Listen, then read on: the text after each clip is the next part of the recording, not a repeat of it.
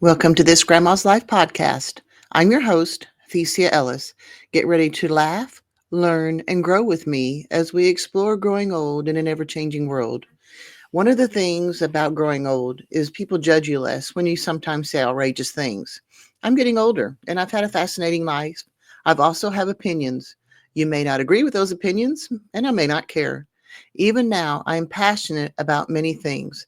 I love to learn. I love quotes. I love my animals on the farm and I care about my country.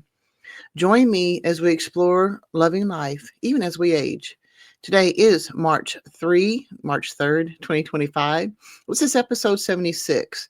And this is a part of the Are You Ready for the Next Great Depression series. And so this one is called Homesteading Combined with Prepping. And so we're going to discuss the combining homesteading with prepping to prepare for the next Great Depression. But first, I want to say what's going on around the house. I have been spared, thank God. But poor little Ivy, she's been sick for over a week now, and she was diagnosed with type A flu. And Tony, my son, has been struggling with it, and Kayla a little bit too. Um, Ivy got it pretty bad though. She came home from school last Monday, and it's Monday now, and she still hasn't gone back to school. She's 3. She goes to pre-K Monday, Wednesday, and Friday. But still, still that's a long time for a little one to be sick.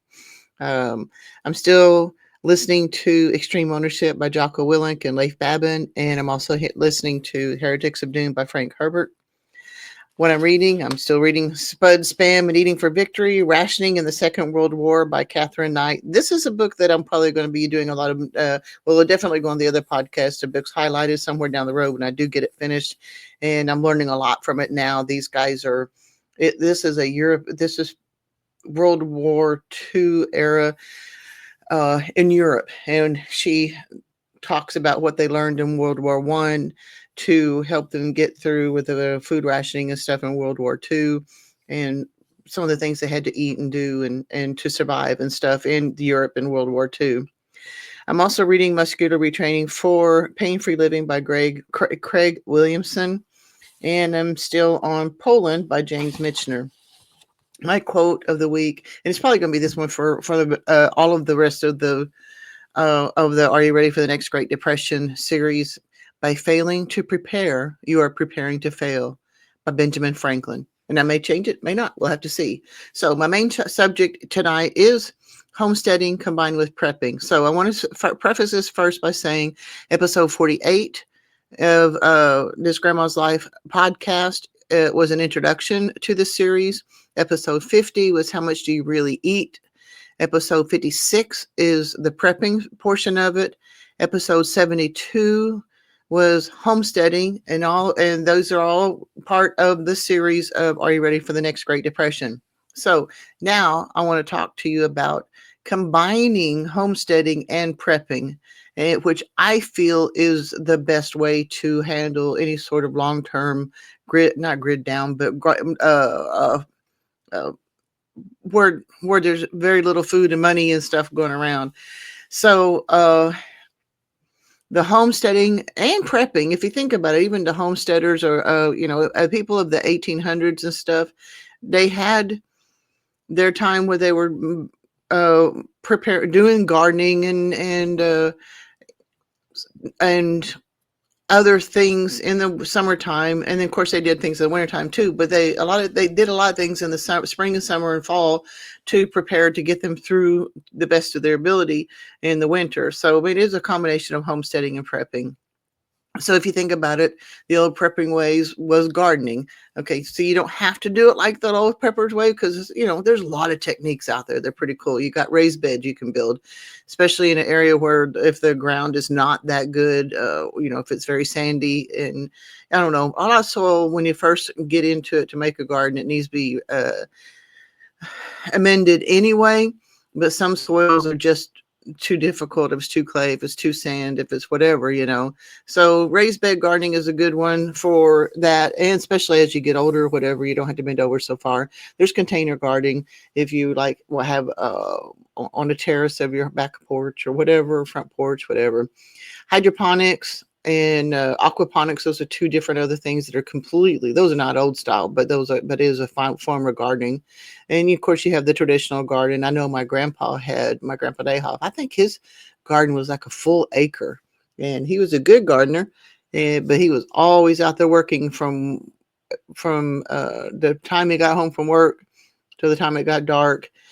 And I don't know how he went through the winters and stuff, but I know he had a huge garden and he always had food, and that was just how he did things. But he had a regular job and stuff too.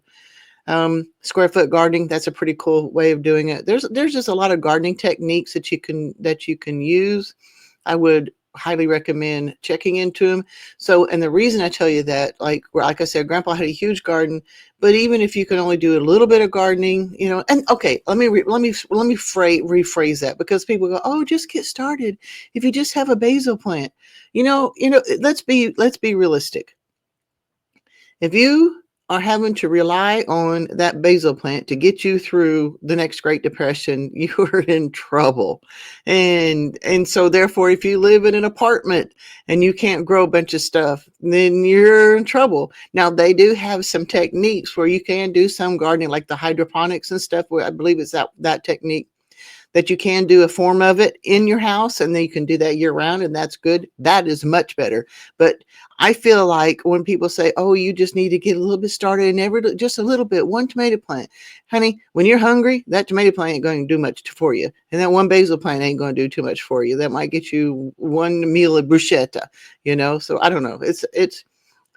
And I say that because I know that people are wanting to encourage you to get into gardening, and that's a good start. Whatever you need to do to get started. But if you are serious about trying to get ready for the next Great Depression, you need to be learning all the things that you eat, what you want to have in your pantry, and what you want to grow to get you through the next Great Depression, if nothing else, but through the winter. Okay. So, let's be realistic about that. And like I said, there are a lot of techniques for gardening, and you can experiment, learn. Some people do 2 or 3 methods, like if they have the raised bed gardening, and then they want to try out, like there's the hay bales. A lot of people like to do the hay bale gardening.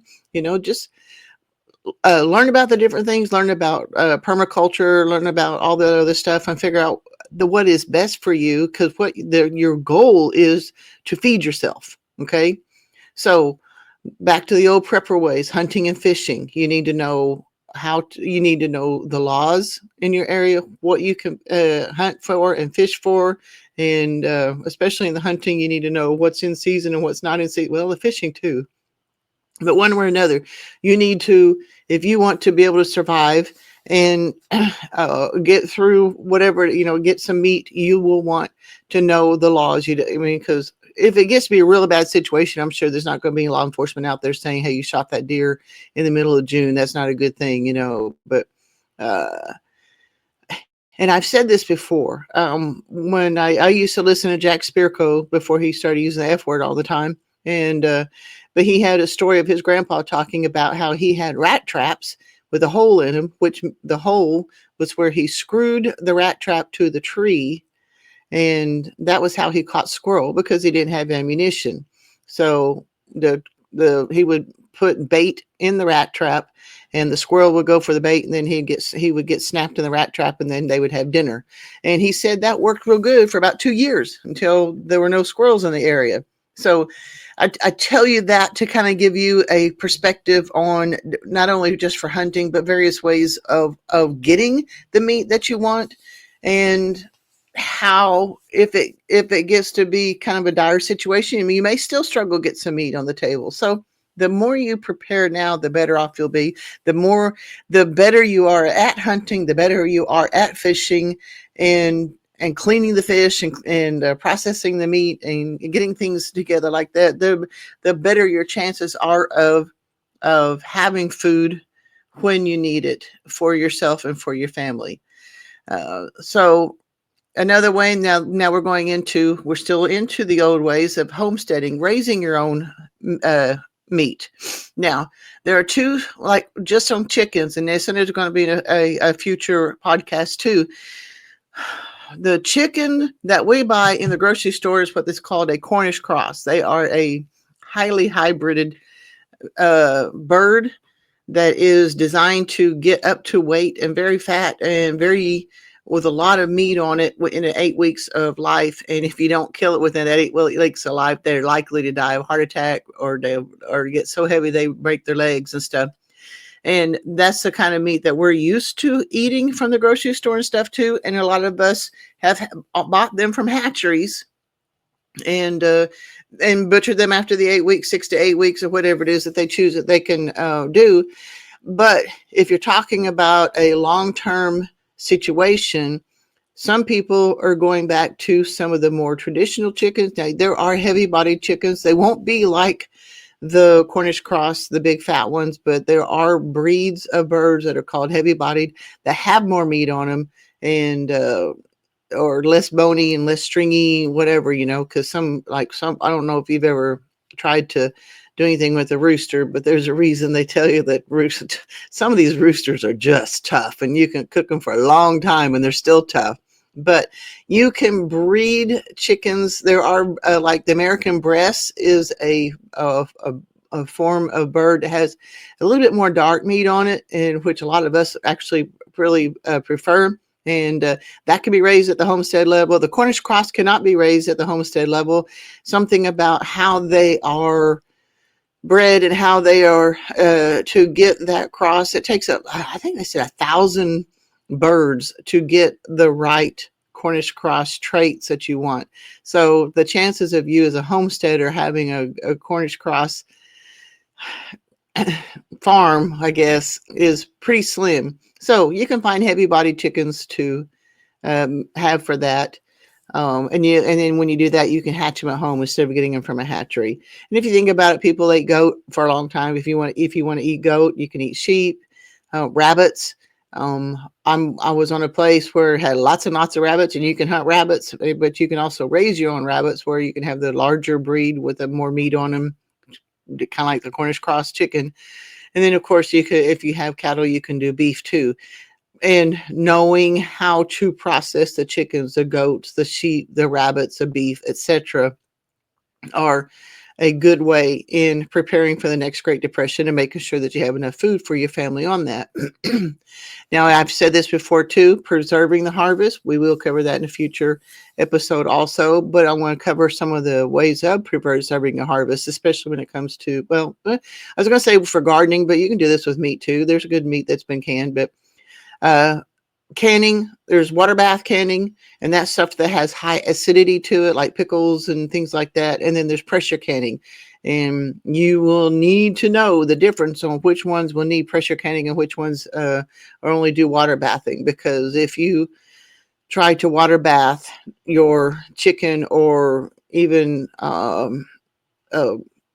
green beans, I believe, have to be pressure canned. So you need to know, because you can get botulism. You can just get terribly, terribly sick by canning improperly and not canning at the proper times and stuff. So you want to also have a good canning book and not necessarily rely on what you see on the internet for canning times and pressure times and stuff like that. So preserving a harvest canning, like I said, is either water bath or pressure canning. Freezing your food. I mean, if you are going to go into a situation where there's not electricity at some point, okay, that could be an issue. But as long as you got electricity, put it in the freezer. And also on something like that, when you're freezing, some people, when they lose electricity for extended period of time because of a tornado or something like that, as their meat thaws, they go ahead and can it up, and it makes it shelf stable.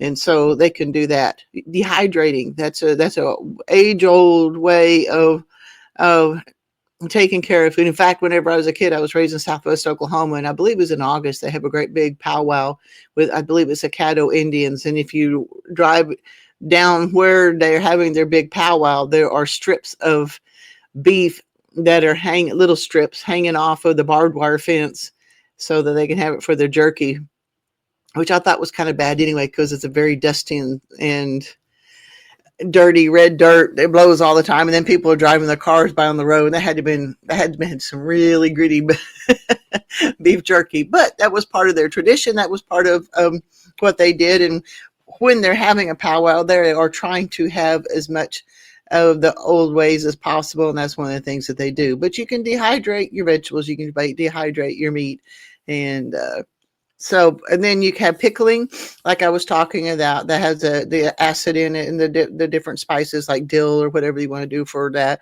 And salting your meats is a good way for preserving things. Um, I had heard somewhere, like I think up like where people have apples and things like that, they actually save their sawdust, and they bury their apples in the sawdust and try to make it where the apples are not touching each other. So then, as you go through the winter and into the spring, because if you think about it, apples usually don't come about until fall. If you get into the sawdust, you can pull out very likely a good fresh piece of fruit like an apple or something, and you've preserved it for that long too. Brining is a good way for preserving your food, and smoking.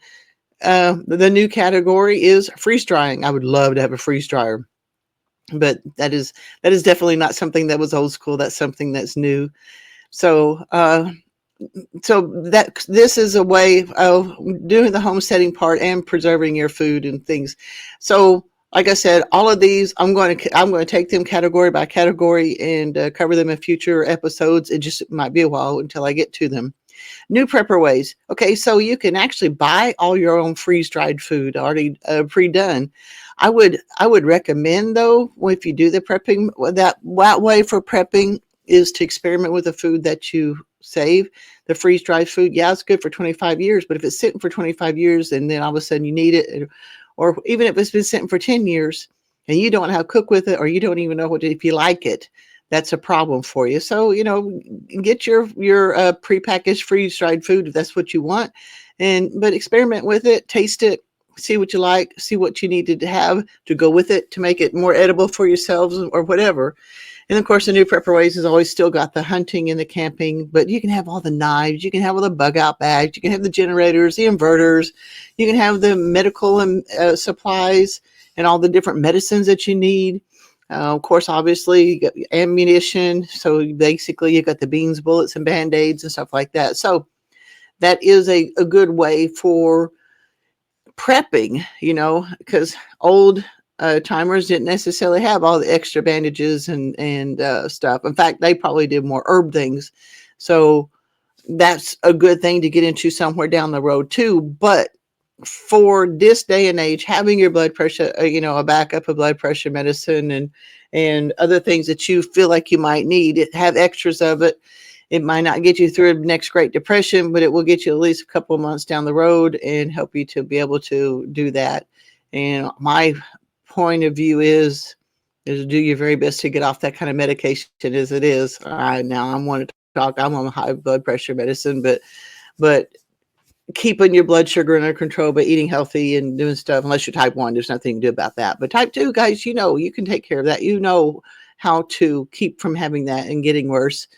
And so to me, that's one of the better ways of prepping is to not be on as much medications as all possible. But you still want to have your medications and bandages and stuff like that too.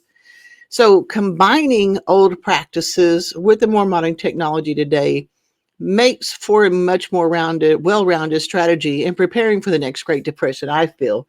So I understand not everybody's going to be on a homestead. Not everybody's going to be even on an acre of land. There's a lot of things that you would not be able to do, but I still encourage you to do your best to think about what you can do. They're always telling you, quit telling me what you can't do, show me what you can do. And because this is the whole point of preparing for the next Great Depression. And it may never come.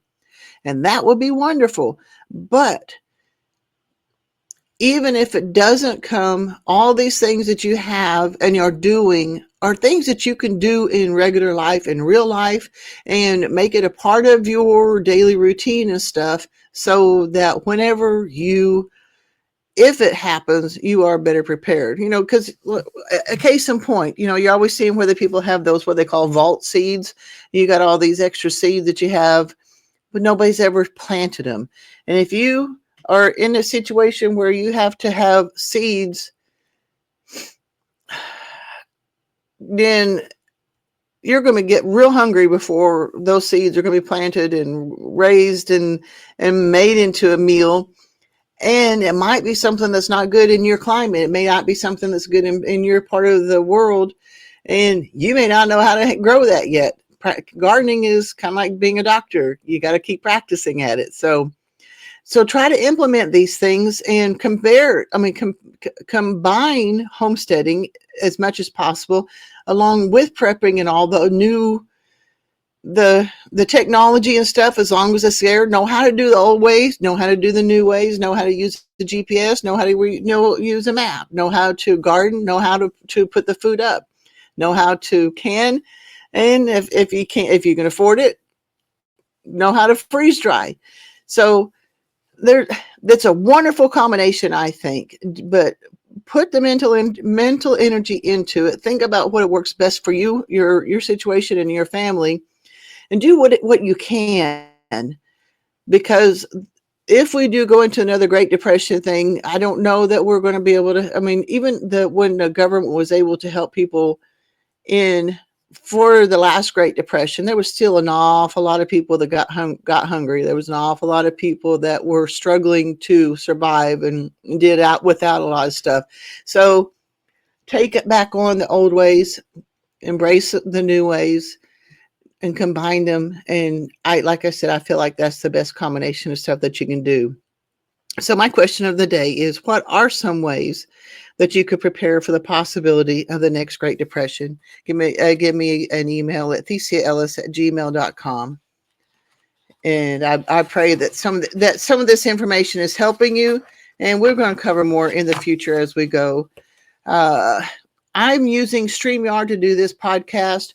There is so much more, and I really need to kind of get into it. I was doing a podcast the other day and was telling me that my I think they were calling it snippets or something were prepared, and I didn't get in there to see what else I could do with it. But there's a lot of other things that you can do with StreamYard. I like doing the podcast. I like doing the things to talk to you and help get you ready for different things. I don't know. I'm enjoying doing a podcast one way or another. So if you have something that you're interested in, something that you are passionate about, or just want to make a podcast to make something for your grandkids to hear sometime well after you're dead or something, whatever. StreamYard is a good platform to do that on, and it's easy enough that I was able to figure it out to do this, and that's good because I'm not getting any younger. But if you will want to do StreamYard and do something along that line, go to the link below and click on it. It doesn't cost you anymore, but it does help me. I pray that this information is helpful. I pray also that you give me a 5-star review so other people can find me and get this information. Also, tell others about this series that I'm doing. Are you ready for the next Great Depression? And then keep an eye out for future episodes. I will be continuing to do my regular episodes in between time as I'm researching things and doing it. But I would appreciate if you would let other people know about this series and give me a 5-star review. I do a TikTok almost every day where I do a scripture that I like and a quote of the day. And I put that on TikTok, and I am on also, I have Grandma's Homestead.farm.